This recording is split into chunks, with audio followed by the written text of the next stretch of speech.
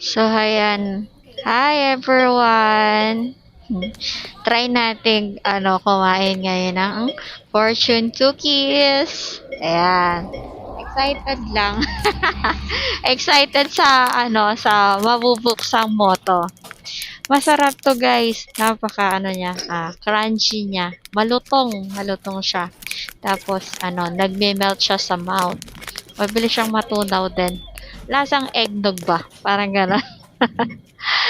Kaway-kaway sa mga 1980s dyan. Masarap yung eggnog. Yan. Ganyan yung itsura niya. Tapos bibiyakin mo siya sa gitna. Ayun. Tapos makikita mo yung paper na. Yung paper na dyan mo makikita yung motto, kasabihan. Ayan. Kasabihan for today. Motto of the day. Ayan siya. Yan. Tingnan natin kung anong motto. Ayan.